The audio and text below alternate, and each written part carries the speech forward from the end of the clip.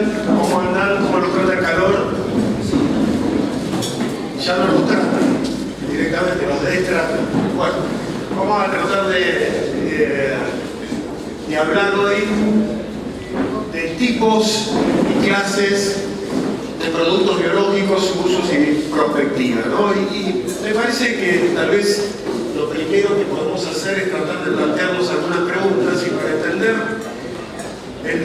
la temática de los productos biológicos, de la diversidad de productos biológicos dentro de nuestro sistema de producción, creo que es clave tratar de entender en el marco conceptual donde nos estamos manejando. Entonces, en el día de hoy, en la charla de hoy, el objetivo es tratar de atravesar estas preguntas, dando primero inicio a este intercambio hablando del marco conceptual general y agronómico, segundo tratando de entender qué es un producto biológico, porque hay muchas vertientes, muchas definiciones, hay cosas que están en el borde de la comprensión biológica y por lo tanto tratar de clasificarlos es interesante. Ver entonces también qué tipos de biológicos estamos hoy utilizando y cuál es la perspectiva hacia adelante. Y la primera cosa que me gustaría compartirles es que hay tres cuestiones que son datos. Los datos no chillan, están ahí. Esos numeritos nos dicen que la población, estos provienen de una encuesta realizada por unos noruegos muy serios en Europa, nos dice que el 75% de la gente que consume lo que producimos quiere consumirlo de acuerdo con normas ambientales amigables. Por lo tanto, la demanda nos está mandando claramente que esta es la tendencia. Y lo que es más interesante es que el 51% de la gente está dispuesto a pagar más por eso. O sea, no es una cuestión solamente de interés, sino también de desembolsar dinero como para poder consumir bebidas y comidas de muy bajo impacto ambiental. La segunda noticia, y si vemos para atrás en los últimos 5 años, 3 décadas, ¿no? Perdón, 4 porque este año depende cómo lo veamos, ¿no? El tema del cambio climático, podremos discutir si es antrópico, si es geológico, la mayoría de los científicos están orientados hacia el efecto antrópico, pero claramente el dióxido de carbono sube. Es imparable, sigue subiendo y esto nos impacta en el clima de manera impresionante. Y esto claramente tiene su devenir en dos problemáticas. Recién hablábamos de la temática de la chicharrita, escuchamos hablar de esto, pero también otras problemáticas de otras plagas que aparecen con otra intensidad y sobre todo los estreses abióticos. Una diferencia en las plantitas que vemos ahí son plantas de maní del Chaco paraguayo, febrero del 2024, la de la izquierda sin tratamiento con consorcios microbianos antiestrés, la de la derecha con tratamiento con consorcios microbianos antiestrés. Claramente, el tema de la microbiología y de los consorcios microbianos en particular nos pueden ayudar a mejorar el comportamiento frente a estrés hídricos. ¿Vamos a reemplazar el agua? No. Siempre estamos hablando de que necesitamos un mínimo, pero siempre también estamos diciendo que la eficiencia de utilización es mayor. Entonces, este es el cuadro general. Demanda en crecimiento, problemática climática estable y en crecimiento y problemas agronómicos, sobre todo desde el punto de vista de los estreses abióticos y de algunos estreses bióticos contundentes. Esto lleva claramente a que veamos en estos años y para el futuro un crecimiento creciente de la demanda de este tipo de tecnologías. Tal vez el crecimiento es un poquito más lento con biofertilizantes, pero claramente en el tema de bioestimulantes y particularmente de biocontroladores, el crecimiento es sostenido. Y lo más interesante dentro de este marco conceptual general es que nosotros en Latinoamérica, tanto Brasil como Argentina, como los otros países del Mercosur, tenemos niveles de adopción similares a los que tiene el resto del mundo. Obviamente Brasil con un grado de adopción mayor, nosotros estamos un poquito por detrás de esos niveles de adopción, pero claramente este es el cuadro general en el que estamos moviéndonos. Como decía, una población y una demanda consistente respecto de la utilización y de la fabricación de alimentos de manera ambientalmente amigable, una situación climática consistente con aumento de los efectos de gases invernadero y una problemática de estreses abióticos fundamentalmente que hacen que este tipo de tecnologías estén creciendo de manera sostenida. Ahora, dicho este marco conceptual, la pregunta a responder es, bueno, ¿qué entendemos por un biológico? Yo estuve recorriendo la exposición y vemos, obviamente, presencia de microorganismos, vemos tecnologías vinculadas a la utilización de extractos de algas, vemos tecnologías que están vinculadas con la utilización de ácidos fúngicos, de ácidos fúlvicos y ácidos húmicos, en fin. Hay una gran cantidad de moléculas y de sustancias que se denominan como biológicas. Esta es una definición, hay muchas definiciones, pero tal vez esta es una definición bastante integral de Jardín, en donde él plantea para el registro de productos biológicos que un biológico no es otra cosa que una sustancia o mezcla de ellas. O sea, ya acá empezamos con los problemas, porque no solamente es una sustancia en particular, sino también la mezcla de esas sustancias, o de un microorganismo, o su mezcla también, con el objetivo de nutrir plantas, de nutrir raíces, de mejorar los procesos biológicos y de mejorar sobre todo la biodisponibilidad de nutrientes, aumentar la resistencia a estreses abióticos y obviamente con el objetivo de impactar en el rendimiento en cantidad y calidad. Decir eso y leer eso es decir, bueno, biológico es prácticamente todo, ¿no? Porque estamos metiendo moléculas, compuestos, sustancias, combinaciones, cosas vivas, productos orgánicos, etc. Por lo tanto, hay un gran lío de nombres, ¿no? Y llamamos biológicos a fertilizantes biológicos, a bioestimulantes, a giberelinas, a hormonas, a microorganismos, a bioinoculantes. ¿Y cómo podemos hacer para poner un poco de claridad en todo esto?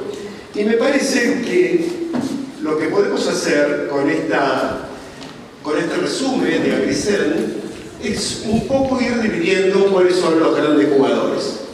Y como verán ahí hay 4 grandes círculos. El primero, el de la derecha, que nos vamos a extender un poquitito más hacia el final de la charla, tiene que ver con los productos biológicos. Ahí están jugadores que conocemos y otros que no tanto. Hablamos hace mucho de micorrizas, de tricoderma, de rhizobium, de zospiridium, de bacillus. Hablamos también de hongos entomopatógenos.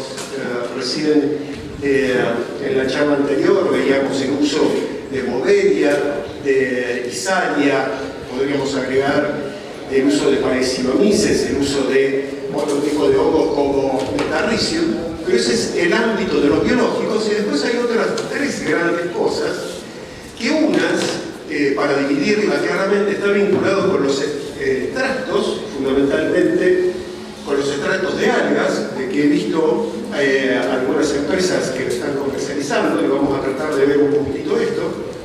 Otro gran grupo que está vinculado con los ácidos fúlvicos y los ácidos húmicos, y un tercer grupo en donde se mezcla lo orgánico con lo inorgánico, ¿no? Los micronutrientes, macronutrientes inorgánicos, con proteínas hidrolizadas, aminoácidos, etc. Ahora, la buena noticia, desde el punto de vista de la bioestimulación, este es un estudio de un metaanálisis muy interesante, muy reciente, del año 22. Los chinos son especiales para hacer este tipo de análisis, tienen tiempo, dinero y mucha gente, ¿no?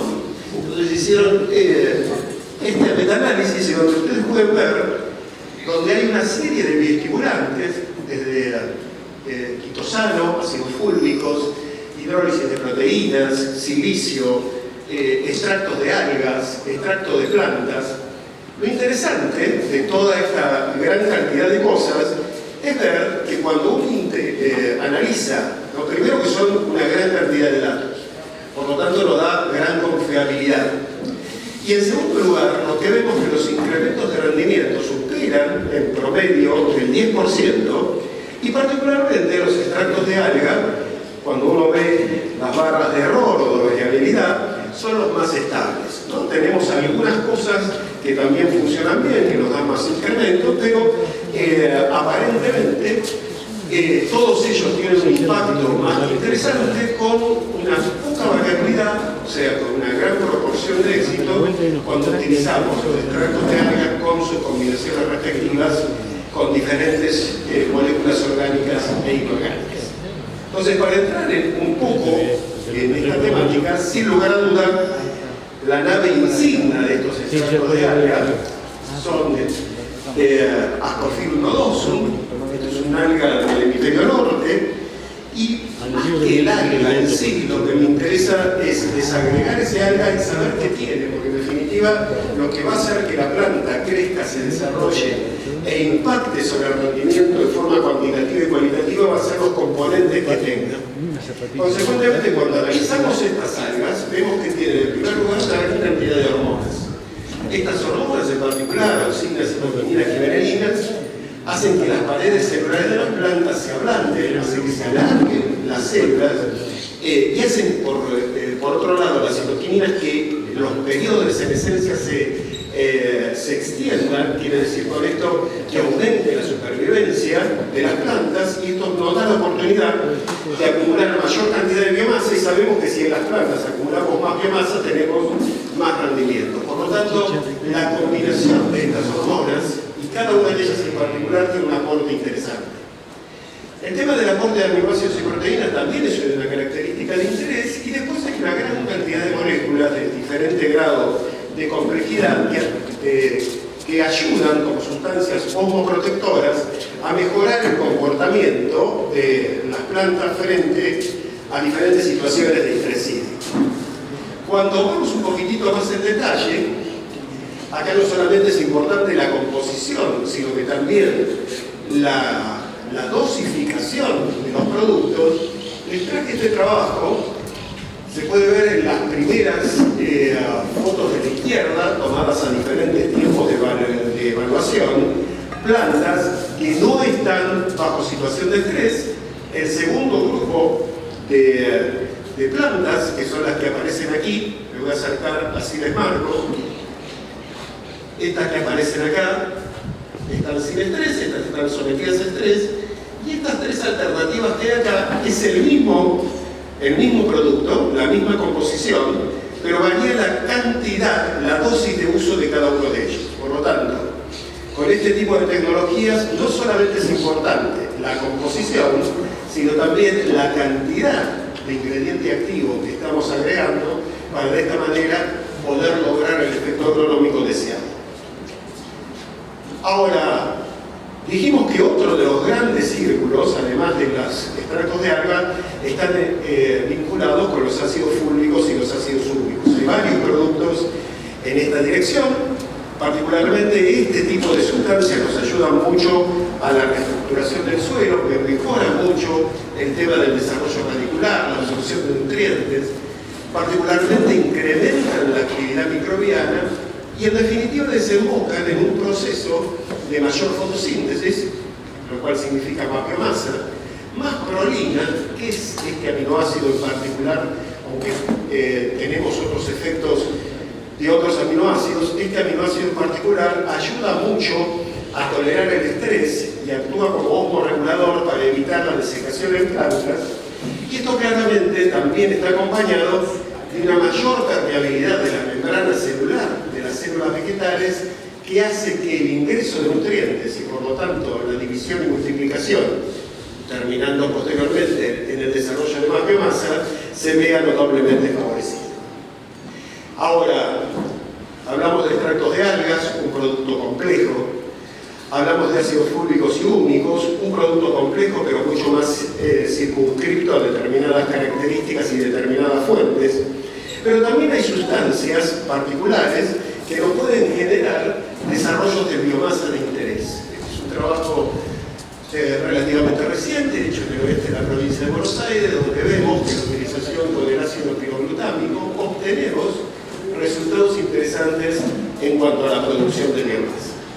En definitiva, la idea de este pantallazo general de cuando hablamos de biológicos, donde integramos cosas vivas cosas que son producto de esas cosas vivas y que se transforman en moléculas o compuestos de diferente combinación como para impactar el rendimiento en cantidad y calidad, pueden ser, como dijimos, este grupo de extractos de algas, estos ácidos fúlvicos y húmicos, estas moléculas en particular como el glutámico, pero también esto se complejiza un poco más cuando empezamos a mezclar las cosas, ¿no? Y acá también se suele hablar de producto orgánico, aunque se integren estos productos con algunas sustancias inorgánicas, como pueden ser algunos nutrientes en particular, especialmente del grupo de los micronutrientes. Estos son los resultados que obtenemos con hormonas, básicamente, hormonas que pueden venir de la síntesis microbiana, que pueden venir también de los extractos de algas, en combinación con micronutrientes, particularmente con zinc y boro, en el caso de los cultivos de gramíneas de invierno, como el trigo. Y también existe una serie de combinaciones vinculados así en términos generales con el uso de los llamados bioestimulantes con aminoácidos, en donde se combinan también estos con una serie de sustancias inorgánicas para impactar en el crecimiento, desarrollo y rendimiento del cultivo.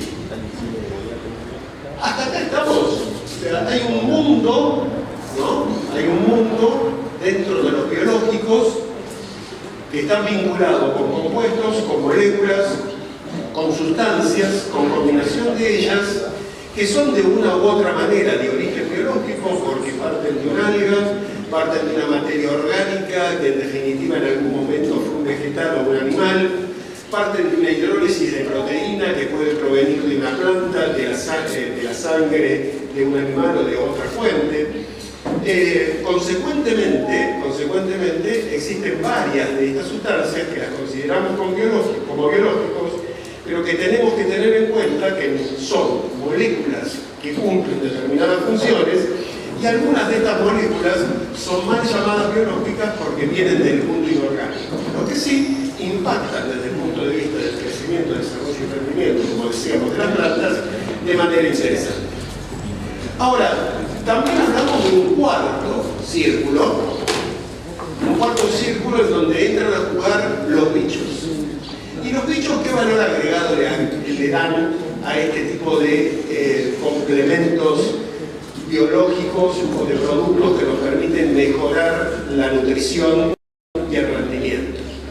Todo lo que vimos antes son cosas que aplicamos y que por un efecto de dilución desaparecen en el tiempo, ¿no? Pues como si aplicáramos un determinado fungicida sistémico, va a tener un periodo de dilución, la planta va a crecer, se va a ir diluyendo la droga. Los biológicos vivos, valga la expresión, nos permiten aportar el nutriente o aportar el metabolito durante todo el tiempo que se mantengan vivos en el interior de la planta o sobre la superficie de la raíz. Por lo tanto, ese proceso benéfico que acabamos de ver o mencionar con estas moléculas aisladas, con el uso de los microorganismos, esto se extiende en el tiempo. El ejemplo emblemático, no vamos a descubrir nada nuevo, este es un trabajo recopilado por Alejandro Verticali, no sé si está en la audiencia, en donde claramente se ve un incremento de rendimiento, y cuando lo comparamos esto con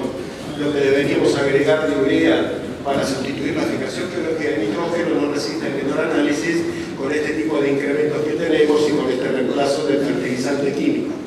Pero lo interesante es que esto no queda ahí, sino que desde el punto de vista de la academia y desde el punto de vista tecnológico, seguimos avanzando, la ciencia sigue avanzando, la tecnología sigue avanzando, y hoy podemos hablar de cepas que, por ejemplo, son superadoras, por cuanto no solamente fijan mucho nitrógeno, sino que también tienen una actividad de solubilización de potasio y zinc, que son de mucho interés para aumentar la productividad del cultivo de soja, y algo que no le damos mucha importancia a veces, pero es cepas de Brady que producen una actividad muy específica que se llama nitrato reductasa.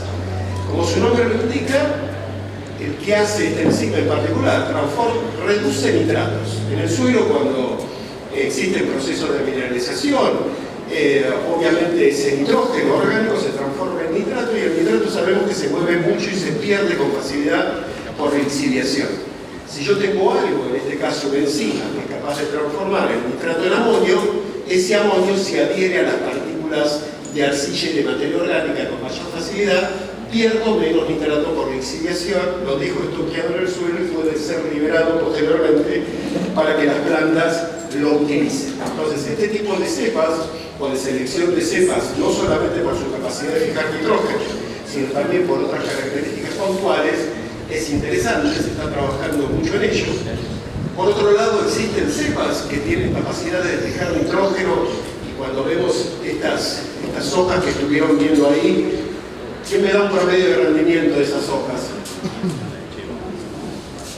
Acá tengo ¿cuánto? Tengo cuatro a la una. ¿Quién sube? 4. Pero deben estar en 4,3. No, vamos a poner un poquitito 4,3. Cuando yo tengo mayor cantidad potencial en esa hermosa biomasa de transformar eso y transferirlo a grano, el tema del aporte de la fijación biológica de nitrógeno en un grano que me almacena, según el caso, 35 o 40% de materia orgánica, mucho más cerca del 35 que del 40, por cierto. Bueno, el tema de la incorporación de nitrógeno, y casualmente en el momento en que define el rendimiento de la soja, que es cuando es máxima la fijación biológica de nitrógeno en esos nódulos que hay en la raíz, bueno, utilizar cepas que hacen esto más eficiente es interesante, o aún también cuando nos encontramos en condiciones de estrés, como es este cuadro de aquí abajo, y evaluamos nuevas cepas respecto de inoculantes comerciales o las cepas que normalmente se utilizan, vemos que existe una mayor acumulación de biomasa y consecuentemente nos dan prestaciones agronómicas interesantes. Lo que quiero decir es que la historia con el radiorisol y con el inoculante convencional de Brady no solamente se ha quedado en el tiempo con las cepas que venimos utilizando, sino que hay mejoras permanentes para mejorar en lo que es la aplicación, lo que es la solubilización de otros componentes, lo que es el comportamiento frente a estreses hídricos. El segundo gran grupo de cosas tienen que ver, seguramente muchos de ustedes están familiarizados con cepas promotoras del crecimiento, y ya tenemos viejos conocidos como las pseudomonas, como los aspergillus, como los gluconacetobacter. Estos son los impactos en rendimientos que tenemos, pero también acá es interesante ver que cuando uno hace consorcios entre aspergillus y pseudomonas, cuando uno hace consorcios microbianos de bacilos, en donde contemplamos 8 funciones diferentes, solubilizaciones de fósforo, de potasio, de azufre, de zinc, de actividad CC de aminasa, nitrato lactasa, fijación biológica de nitrógeno y acción hormonal. Bueno, vemos que los impactos en el rendimiento de estas nuevas tecnologías son interesantes, por lo tanto, todas las líneas de trabajo y los productos que hoy están en el mercado tienen por detrás una serie de desarrollos que van a impactar de manera significativa en los rendimientos. La tercera cuestión, seguramente muchos de ustedes la están usando, y es el tema del tricoderma. Claramente tiene un doble efecto en el tema de control de enfermedades y el tema de aporte a la biomasa y al rendimiento. Y también en esta temática existen varias cosas nuevas, porque, a ver, todos estamos de acuerdo que nosotros formamos parte de una especie, ¿no? Que es la especie Homo sapiens.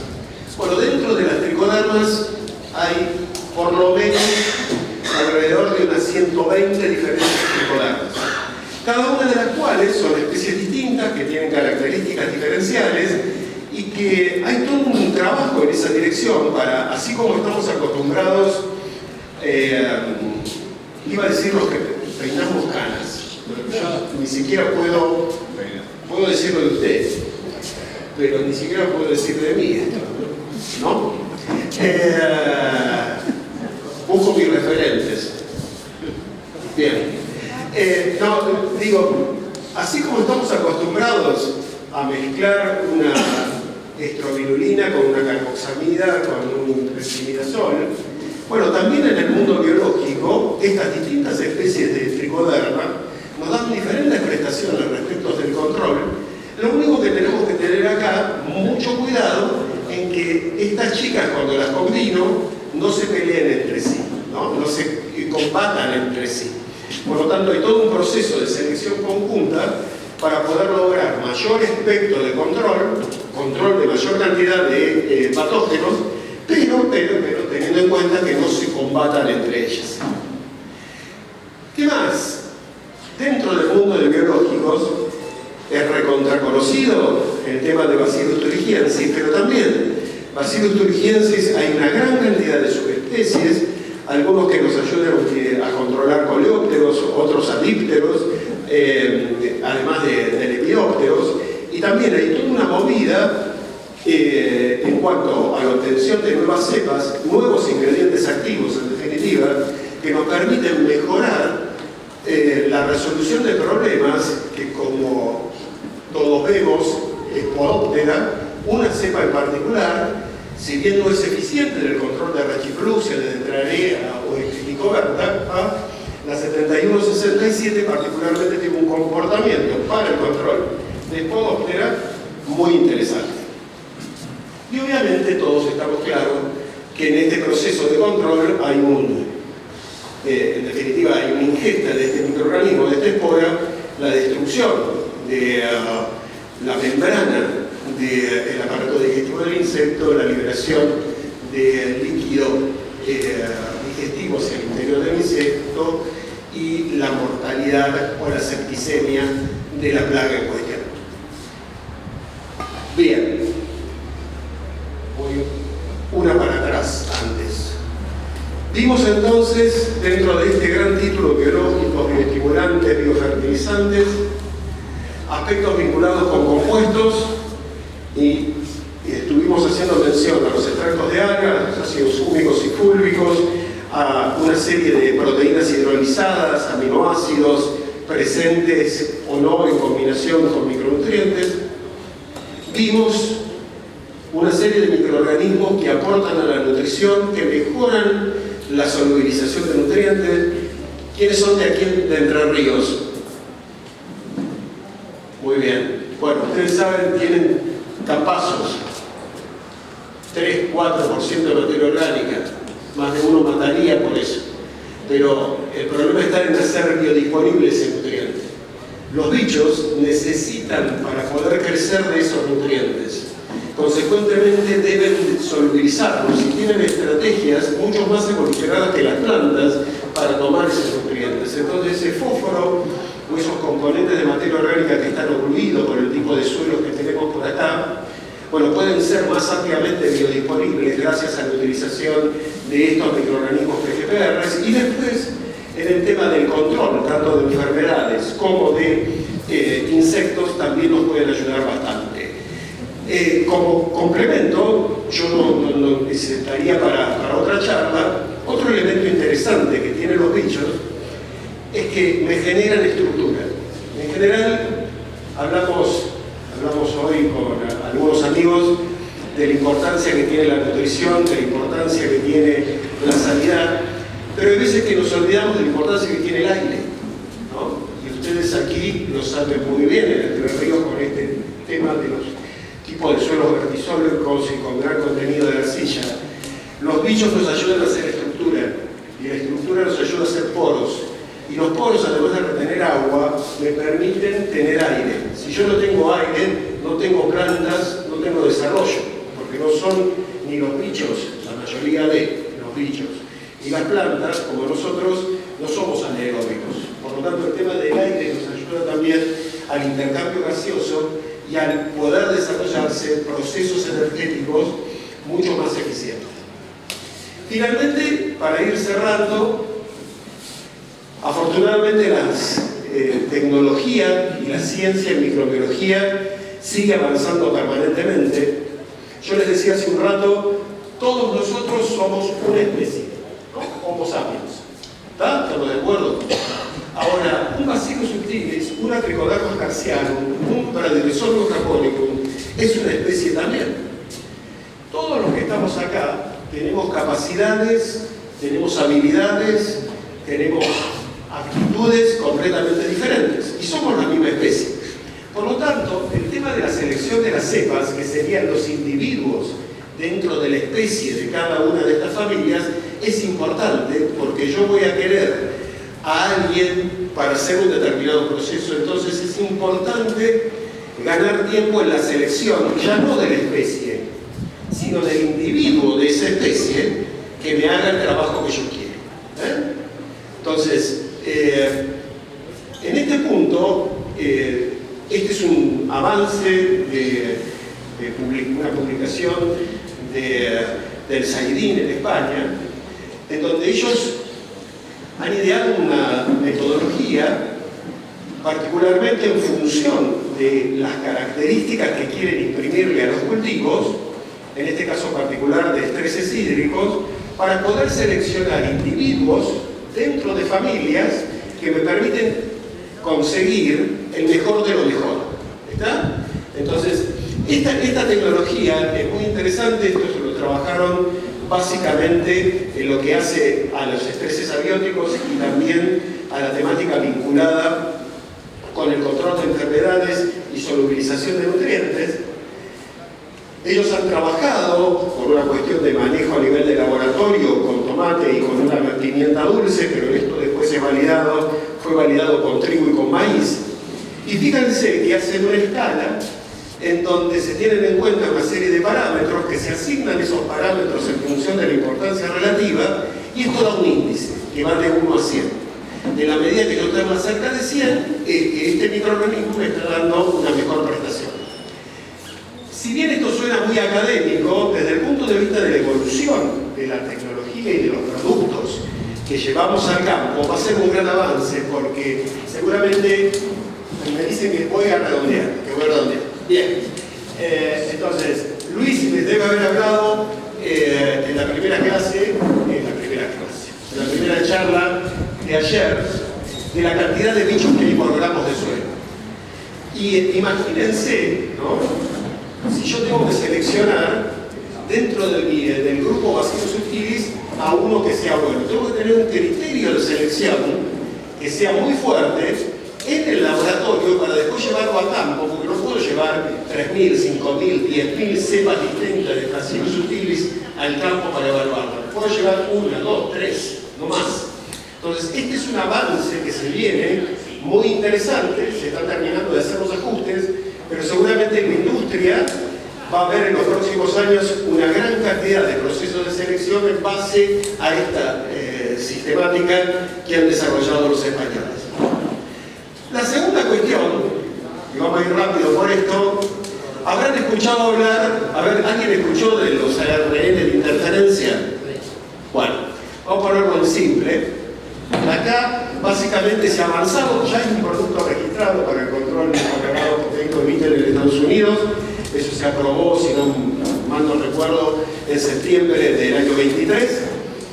Hoy podemos utilizar este tipo de ARN para controlar todo ese grupo de enfermedades. ¿Es todo lindo esto? Y es lindo, pero hay que tener cuidado. Recién en la charla anterior se hablaba de la característica y del cuidado que hay que tener con las aplicaciones.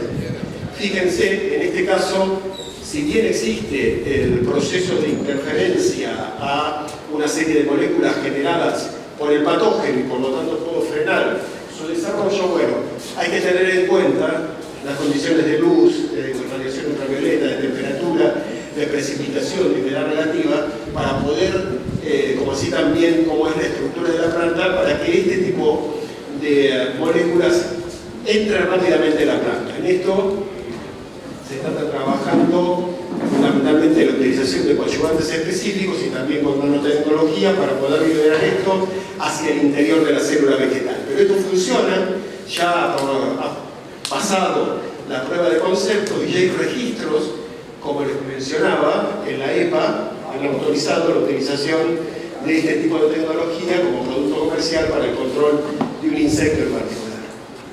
Y la otra cuestión, no los quiero aburrir, pero esto se viene, esto de hecho ya lo tenemos, hablábamos al principio de la problemática que existe con los gases de efecto invernadero. Hoy por hoy ya hay microorganismos que por edición génica uno los puede transformar para que liberen menor cantidad de óxidos nitrosos y dióxido nítrico, por ejemplo, que son otro de los gases de efecto invernadero. Eso está disponible, y lo interesante es que está autorizado tanto en Europa como en Estados Unidos la utilización de estas tecnologías. Para finalizar, 3 conceptos, porque si no me van a morir y ustedes están ya en etapa de deshidratación total. No sé si necesitan agua o un sacerdote, pero bueno, más o menos, o los dos. Recordemos siempre esto, gente. En el mundo biológico, si bien en el mundo químico es importante, pero en el mundo biológico es muy importante la formulación, tanto en la concentración, la dosis, como en la estabilidad. La oportunidad en lo que hace la aplicación de las tecnologías es clave, y el tema de la compatibilidad también es clave, porque estamos hablando de organismos vivos que interactúan entre sí con otras moléculas, de tal manera que si queremos sacar lo mejor de cada uno, tenemos que estudiar muy en detalle y muy profundamente esto. Bárbaro. Muchísimas gracias. Muchísimas gracias.